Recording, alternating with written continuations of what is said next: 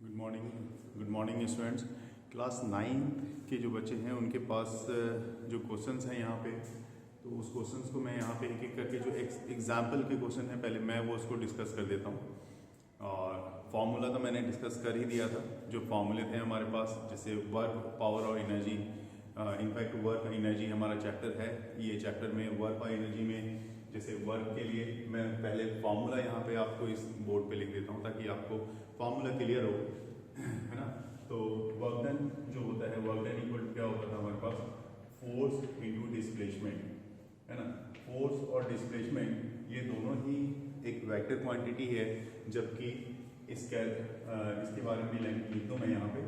Force क्या है आपका, फोर्स भी एक वेक्टर क्वांटिटी है, वेक्टर क्वांटिटी है, और डिस्प्लेसमेंट भी आपकी जो है एक वेक्टर क्वांटिटी है। दोनों ही आपकी क्या है यहाँ पे, एक वेक्टर क्वांटिटी है। जबकि जो वर्क डन है, वर्क डन जो है आपकी क्या है, एक स्केलर क्वांटिटी है। तो इसका मतलब है कि जो वर्क डन है, स्केलर जो होता है यहाँ पे वर्क डन, ये क्या है, फोर्स और डिस्प्लेसमेंट दोनों का प्रोडक्ट है ना। और मैंने ये बोला था कि इसको आप ऐसा नहीं बोलोगे कि मल्टीप्लिकेशन, इसको क्या बोलोगे, ये एक तरह का डॉट प्रोडक्ट होता है। आगे इसको समझेंगे कि ये क्या होता है डॉट प्रोडक्ट, लेकिन अभी जो आप प्रोनाउंस करोगे वो डॉट ही बोलोगे, डॉट प्रोडक्ट ही बोला जाएगा। तो देखिए, तो W इक्वल टू फॉर्मूला आपके पास क्या हो गया, फोर्स इंटू डिस्प्लेसमेंट। ये लिख दिया मैंने फिर से यहाँ पे, इस चीज को समझ लिया यहाँ पे। वर्क डन एक स्केलर क्वांटिटी है, मैं फिर से बोल रहा हूँ, वर्क डन क्या है, एक स्केलर क्वांटिटी है, और फोर्स जो है वो एक वेक्टर क्वांटिटी है, जबकि डिस्प्लेसमेंट S क्या है, S भी एक डिस्प्लेसमेंट को रिप्रेजेंट कर रहा है, ये भी एक वेक्टर क्वांटिटी है। तो एक चीज यहाँ पे नोट करेंगे, जो बच्चे बहुत ही अच्छे से इसके लिए सिंसियर हैं, जो कॉम्पिटिटिव सेक्शन के बच्चे हैं, वो इस चीज को नोट करेंगे कि dot product of two vectors, है ना। डॉट प्रोडक्ट जो होता है दो वेक्टर्स का, वो हमेशा स्केलर होता है। तो मैं यहाँ पे लिख देता हूँ डॉट प्रोडक्ट, डॉट प्रोडक्ट को स्केलर प्रोडक्ट भी हम लोग बोलते हैं। क्या बोलते हैं, स्केलर प्रोडक्ट। तो यहाँ पे दोनों के ही बारे में मैं लिखता हूँ, डॉट प्रोडक्ट और scalar product. Scalar product of two vectors, दोनों ही वेक्टर है, फोर्स है ना, ऑफ टू वेक्टर्स। वेक्टर्स, दोनों वेक्टर्स कौन कौन सा है, एक फोर्स है, यहाँ पे ब्रैकेट में मैं लिख देता हूं ताकि आपको डाउट ना रहे, फोर्स, एंड दूसरा आपका क्या है, डिस्प्लेसमेंट है। तो फोर्स एंड डिस्प्लेसमेंट, ठीक है ना, फोर्स एंड डिस्प्लेसमेंट। यहाँ पे जो है उसके पॉइंट ऑफ व्यू से हम लोग देख रहे हैं, फोर्स एंड डिस्प्लेसमेंट। ऐसा ये रूल जो है, ये यूनिवर्सल ट्रूथ है कि dot product of scalar product of two vectors always be scalar. जैसे बच्चे आप पढ़ते हो ना, इंग्लिश में पढ़ते हो, एक यूनिवर्सल ट्रूथ के लिए एक स्टेटमेंट आती है कि like for example man is model, है ना। तो मैन इज मॉडल, ये एक यूनिवर्सल ट्रूथ है। उसी तरह से ये भी एक यूनिवर्सल ट्रूथ है कि डॉट प्रोडक्ट दो वेक्टर्स का हमेशा क्या होता है, वो स्केलर ही होता है, ठीक है। अब कभी कभी क्या होता है, जैसे ये क्या है, ये किस कंडीशन में होगा, ये जब आपका कोई बॉडी को आप हॉरिजॉन्टल सरफेस पे लेते हो, हॉरिजॉन्टल सरफेस पे एक बॉडी ले लिया आपने, और यहाँ पे आपने इस बॉडी पे फोर्स लगाया, हॉरिजॉन्टल डायरेक्शन में फोर्स लगाया। फोर्स किधर लगा रहे हैं, देखो फोर्स आप राइट साइड डायरेक्शन में लगा रहे हो, तो ये फोर्स जब राइट साइड डायरेक्शन में लगेगी तो यहाँ पे ब्लॉक जो है, ब्लॉक इस पोजीशन से इस पोजीशन पे आ गई, मतलब ब्लॉक ए से बी पे आ गई, ठीक है ना। ब्लॉक जब ब्लॉक ए से बी पे आ जाएगी तो इसकी डिस्प्लेसमेंट भी कुछ हुई, तो इसकी डिस्प्लेसमेंट क्या हुई, एस डिस्प्लेसमेंट हुई। तब इस केस में आप ये वाला फॉर्मूला अप्लाई करते हो। इसमें एक चीज मार्क करने वाली बात है, जो सारी चीजें हैं कंटेंट है इससे, उसको ध्यान रखेंगे। इसमें क्या मार्क करने वाली है बात, कि डिस्प्लेसमेंट भी राइट साइड डायरेक्शन में है और फोर्स भी राइट साइड डायरेक्शन में है, ठीक है। तो यहां पे मैं ये भी लिखता हूं, हियर फोर्स एंड डिस्प्लेसमेंट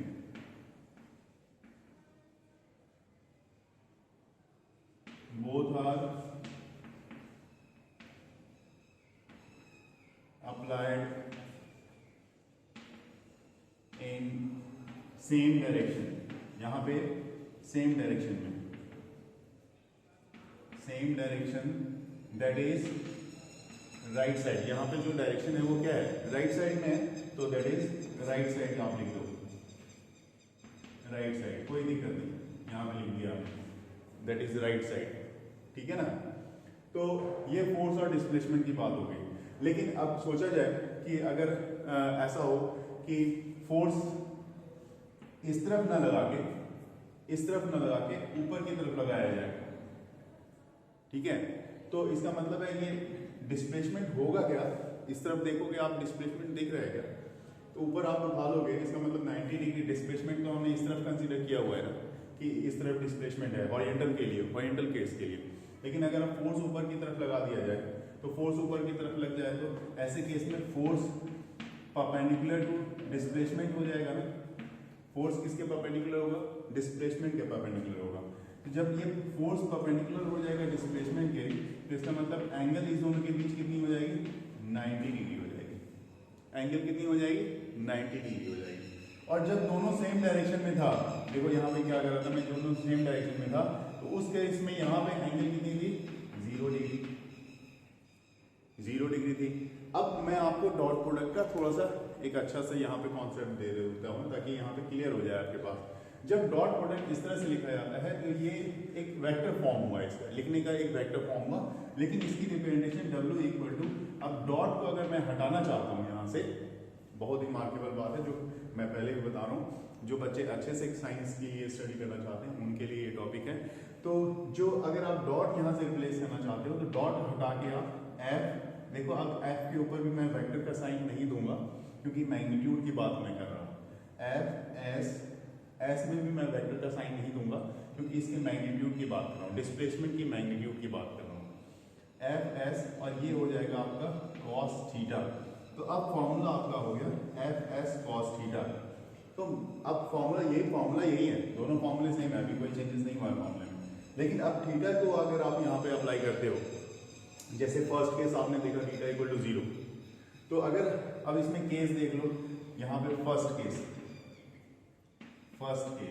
है ना, फर्स्ट केस में जब थीटा इक्वल टू 0 होगा तो वर्क डन कितना होगा, तो W इक्वल टू आप क्या लिखोगे, cos 0 डिग्री कितना होता है, तो cos 0 आप बता दोगे, cos 0 डिग्री इक्वल टू 1 होता है ना, तो cos 0 1 होता है, तो ये वैल्यू इसकी 1 हो जाएगी।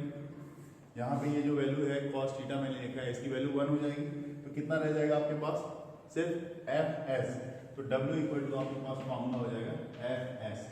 ये जब cos थीटा 0 डिग्री हो, मतलब दोनों एक ही डायरेक्शन में अप्लाई हो रहा है, चाहे यहाँ पे जैसे मैंने राइट डायरेक्शन में दिखाया है, चाहे फोर्स और डिस्प्लेसमेंट दोनों ही लेफ्ट साइड में ही क्यों ना हो, कोई फर्क नहीं पड़ता, आप दिखा दो। दूसरी चीज क्या है कि सेकंड केस देखो आप, ये फर्स्ट केस है, ये सेकंड केस हम लोग देख लेते हैं। सेकंड केस में जैसे मैंने बोला, अगर ये दोनों एक दूसरे के परपेंडिकुलर हो जाए, मतलब थीटा कितना हो गया, 90 डिग्री हो गया। और थीटा 90 डिग्री कहने का मतलब cos 90 डिग्री की जो वैल्यू होती है मेरे भाई, cos 90 डिग्री 0 होता है, ठीक है, cos 90 डिग्री कितना होता है, 0 होता है। ये आप यहाँ पे ध्यान से समझ लो, यहाँ पे मैं लिख दिया है मैंने, आपको दिख रहा होगा, तो नहीं तो आप यहाँ पे नोट भी कर सकते हो, cos 90 डिग्री यहाँ पर आप लिख लो अपने से कि भाई cos 90 डिग्री मैंने बता दिया आपको, सारी वैल्यू मैंने बताई दी है, cos 90 डिग्री 0। अगर आपको वैल्यू नहीं ध्यान में है तो आप मुझे मैसेज करो, तो फिर से मैं आपको उसकी एक लिंक भेजूंगा कि कैसे कैसे आप इसकी वैल्यू को याद कर सकते हो। तो cos 90 डिग्री 0 हो गया, तो ये यहाँ पे अगर यहाँ पे इसको 0 बना दिया अगर आपने, सोचो तो F इंटू एस है ना, F S इंटू 0, तो ये पूरा 0 हो जाएगा, तो वर्क डन ही 0 हो गया। तो सेकंड केस में आपका जो वर्क डन होगा वो 0 होगा। तो इस तरह से अलग अलग केसेस हो सकती हैं, ऐसा कोई जरूरी नहीं है कि सिर्फ 0 डिग्री लेके आप काम कर रहे हो, ऐसा भी कोई जरूरी नहीं है कि 90 डिग्री लेके काम कर रहे हो सकता है 30 डिग्री हो, 45 डिग्री हो, मतलब अगर आपने मान लो फोर्स इस डायरेक्शन में नहीं लगा के इस तरफ लगा दिया हो, ये 30 डिग्री बन रहा हो, डिस्प्लेसमेंट तो इस डायरेक्शन में है, तो डिस्प्लेसमेंट के साथ ये 30 डिग्री बना रहा हो फोर्स, या डिस्प्लेसमेंट के साथ 45 डिग्री बना रहा हो, 45 डिग्री बना रहा हो, या 45 नहीं तो 75 बना रहा हो, तो इस तरह के कुछ भी एंगल को ये बनाए, हमें कोई फर्क नहीं पड़ता, बनाने दो इसको एंगल को। लेकिन अब यहाँ पे एक चीज मैं आपको और बताऊंगा, ये तो 2 केसेस हो गए है ना, लेकिन बहुत बार क्या होता है, ऑब्जेक्ट प्लेस किया हुआ होता है हॉरिजॉन्टली, हॉरिजॉन्टली का प्लेसमेंट आपने देख लिया, वर्टिकली प्लेस किया हुआ होता है। जब ऑब्जेक्ट वर्टिकली प्लेस किया होता है तो इस फॉर्मूले को हम कैसे देखेंगे, क्योंकि फॉर्मूला अगर आपको समझ में आ गया तो न्यूमेरिकल्स तो अपने आप सॉल्व हो जाएगा। तो देखिए यहाँ पे अगर ऑब्जेक्ट इस तरह से सरफेस के ऊपर रखा हुआ हो, सरफेस आपका ये सरफेस, ठीक है, और यहाँ पे ऑब्जेक्ट रखा हुआ है, इसकी मास m है, तो ये नीचे की तरफ क्या लगाएगा, फोर्स, इसका फोर्स क्या होगा, mg, F equal to mg लगेगा। और कितने हाइट पे है, तो आपने यहाँ से उठा के यहाँ पे रखा ना, तो यहाँ से उठा के यहाँ पे रखा, तो इसकी मतलब इसकी हाइट होगी यहाँ पे h, मान लिया कि h हाइट पे आप लेके चले गए ऑब्जेक्ट को। तो इसका मतलब अब वर्टिकल के केस में, in case of vertical, in vertical, ध्यान देंगे यहाँ पे मैं लिख रहा हूँ, आप समझ लेना, क्योंकि ये जो मूवमेंट है ये इसकी वर्टिकल मूवमेंट है। तो वर्टिकल मूवमेंट में आप क्या करोगे, तो F की जगह पे क्या यूज करोगे, mg, तो work done W equal to F की जगह पे mg यूज करेंगे। और जो डिस्प्लेसमेंट है वो वर्टिकल डिस्प्लेसमेंट है, ना कि हॉरिजॉन्टल डिस्प्लेसमेंट है, तो वर्टिकल डिस्प्लेसमेंट के लिए यहाँ पे h का इस्तेमाल करेंगे। तो वर्क डन जो हो गया यहाँ पे हमारे लिए क्या हो जाएगा, mgh का, जो वर्क डन हमारा क्या हो रहा है, वो हो रहा है mgh का। तो फर्स्ट केस में जब हॉरिजॉन्टल था तो W इक्वल टू Fs, जो cos थीटा लेके मैंने दिखाया वो अलग अलग केस था, और यहाँ पे mgh, तो इस तरह से ये हो जाता है। अब जैसे देखिए यहाँ पे मैं आपको बता दूं कि mgh से अब न्यूमेरिकल्स में जब क्वेश्चन में आपको ध्यान से देखना है, क्वेश्चन में क्या देखना है, ध्यान से देखना है कि ऑब्जेक्ट सरफेस पे रखी हुई है, यह ऑब्जेक्ट कुछ हाइट पे रखी हुई है। अगर ऑब्जेक्ट सरफेस पे रखी हुई है ना, तो उसके लिए पहला केस जो मैंने डिस्कस कर दिया आपके पास। लेकिन अगर ऑब्जेक्ट को उठा के कुछ हाइट पे आकर आपने रख दिया, तो उस केस में आप यहाँ पे mgh का इस्तेमाल करोगे। यही आपके लिए बहुत ज़्यादा फायदेमंद है। और यहाँ पे अब आपके पास कोई भी क्वेश्चन उठा लो आप, कोई डाउट आएगा ही नहीं है, बिल्कुल नहीं आएगा, कोई डाउट नहीं आएगा। लेकिन यहाँ पे फिलहाल मैं आपको एक क्वेश्चन जो आपके बुक में एग्जाम्पल के साथ दी हुई है, एग्जाम्पल में आप देखोगे, मैं बुक का पेज नंबर बता दूं, पेज नंबर 148, पेज नंबर कितना है, 148 एनसीईआरटी का। इसको मैं क्लीन करता हूँ, उसके बाद बताता हूँ।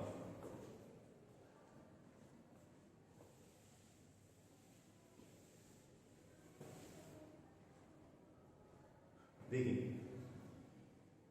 जिनके पास बुक है तो वो तो बुक से देख लोगे, जिनके पास नहीं है 2 मिनट लगेगा, मैं वो क्वेश्चन आपको यहाँ पे लिख रहा हूँ।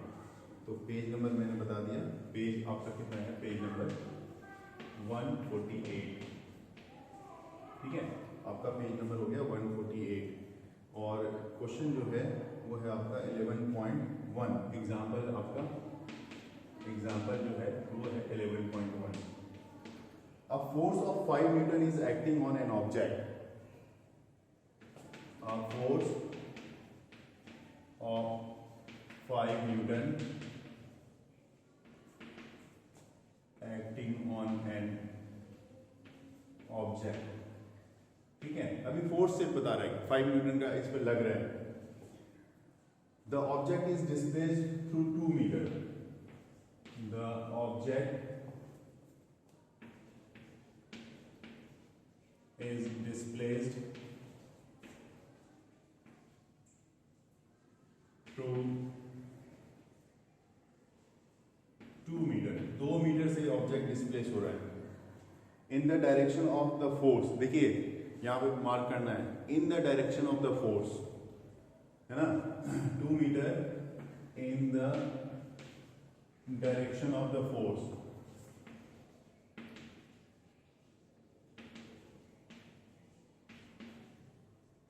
मतलब जिस डायरेक्शन में डिस्प्लेसमेंट हो रहा है, फोर्स लगा रहे हो, उसी डायरेक्शन में। अभी अभी मैंने वही बात बताई आपको कि ठीक है, दोनों अगर सेम डायरेक्शन में है तो क्या लगेगा, cos थीटा, cos 0 डिग्री। आप पलट के देखो वहां पे, वो आपको पता लग जाएगा, ठीक है। डायरेक्शन ऑफ द फोर्स जो कि फिगर पे दिया हुआ है, फिगर जो क्वेश्चन में लिखा हुआ है फिगर, वो मैं अभी ड्रॉ भी कर देता हूँ 11.2 में। If the force acts on the object, if the force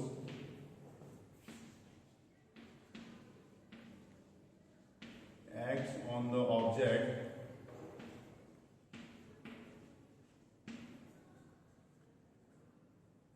all displacement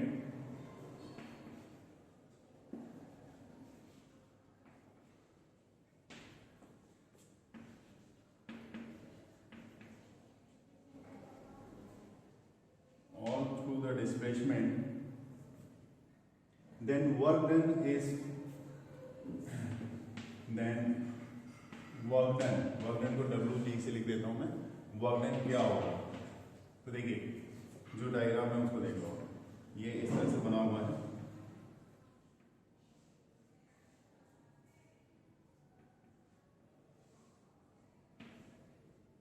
ठीक है, इस पे आप 5 न्यूटन का फोर्स लगा रहे हो और ये जो ब्लॉक है ये डिस्प्लेस हो रहा है 2 मीटर से।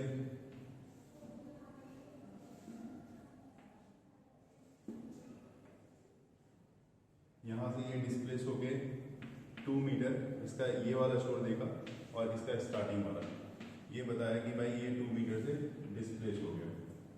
ठीक है, अब ये 2 मीटर से डिस्प्लेस हो गया तो वर्क डन पूछा गया। तो वर्क डन ऐसा मतलब सेम डायरेक्शन में है तो थीटा 0 है, थीटा के बारे में आप सोचो भी मत। क्या बताया था मैंने, W = Fs, सिर्फ ये लगा दो, यही तो बताया था मैं। तो Fs मतलब फोर्स कितना है, देखो फोर्स 5 न्यूटन का है। अगर लिखा भी हो ना लिखा हो यूनिट से बचाना, 5 न्यूटन का है तो 5 लिख दिया, न्यूटन भी लिख दिया। इनटू में वर्क डन निकालना है और डिस्प्लेसमेंट देखनी है। डिस्प्लेसमेंट कितने का है, 2 मीटर का, तो 2 मीटर तो कितना हो गया 10 न्यूटन मीटर, है ना, 10 न्यूटन मीटर।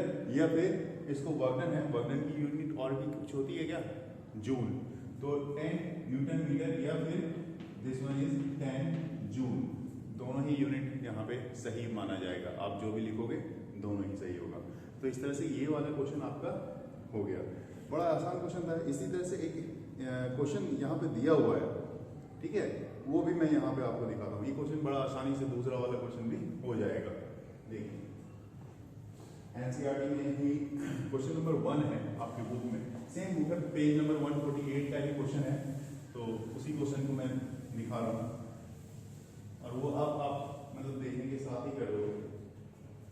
तो देखिए अ फोर्स ऑफ 7 न्यूटन, सब कुछ सेम है। तो ये क्वेश्चन दिया हुआ है, a force of 7 Newton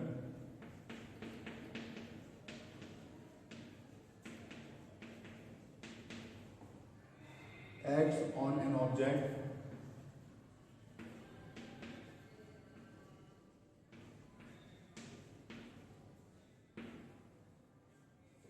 the displacement is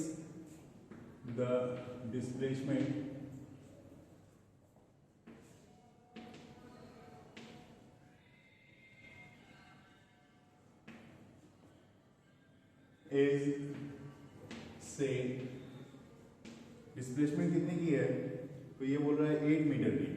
मान लिया डिस्प्लेसमेंट 8 मीटर की, से मतलब होता है कि मान लिया, है ना, डिस्प्लेसमेंट 8 मीटर की है in the direction of the force. देखिए सेम बात हो गई कि इन द डायरेक्शन ऑफ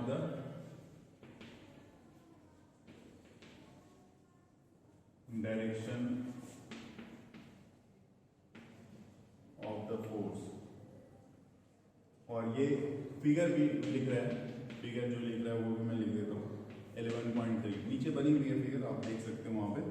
ठीक है, let us take it that force acts on object through the displacement, what is the work done in this case. इसमें भी वर्क डन ही पूछ रहा है। यहाँ पे क्वेश्चन को मैं पूरा करता हूँ। Let us take it that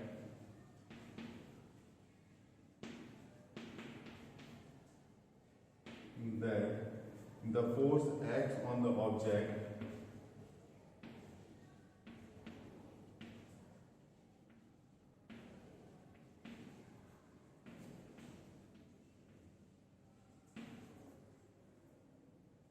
through the displacement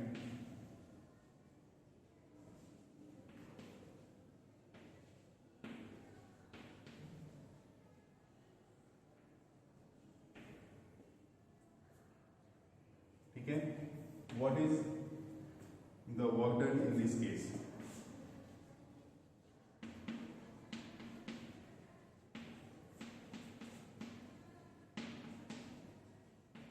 इस केस में वर्क डन क्या होगा, ये पूछा गया है। तो ऐसा बना दो, ये डायग्राम जो बना हुआ है वो मैं बना देता हूँ। इस पे जो फोर्स लगा है 7 न्यूटन का फोर्स लग रहा है, तो यहाँ पे दिखा दो 7 न्यूटन लग रहा है, और जो इसकी डिस्प्लेसमेंट है वो भी दिखा दो आप।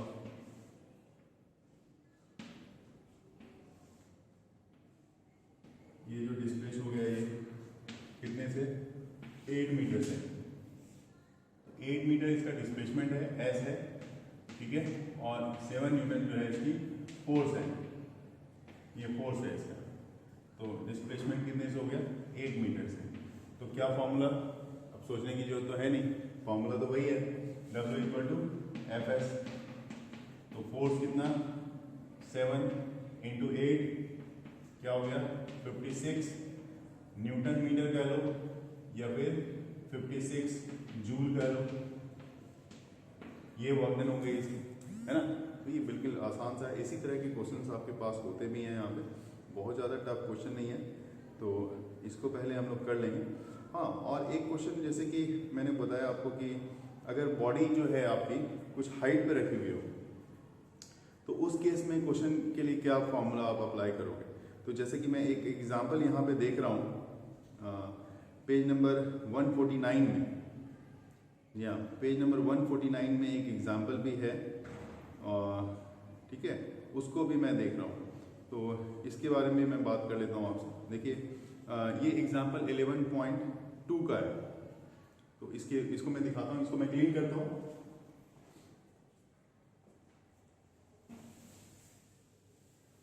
आप बुक अगर खोले हुए हो तो आपको वहाँ पे ये दिखेगा, क्लियर क्वेश्चन दिखेगा। मैं क्वेश्चन एक बार आपके सामने यहाँ पे रीड कर रहा हूँ। देखिए, क्वेश्चन है, a porter lifts a luggage of 15 kg from the ground and put it on his head. Porter क्या किया, उसको हेड पे रखा, 1.5 metre above the ground, ground से उसकी हाइट जो है 1.5 मीटर की है, ठीक है। व्हेन द फोर्स, उसके बाद calculate the work done by him on the luggage. क्या वर्क डन किया उसने, लगेज को वहाँ तक उठाया, तो क्या वर्क डन किया ये पूछा जा रहा है। तो इसको यहाँ पे देखेंगे, तो आप इसको पहले यहाँ पे सॉल्व करके खुद से रख सकते हो यहाँ पे, उसके बाद हम लोग इस पर आगे डिस्कस करेंगे अगली क्लास में। चलिए।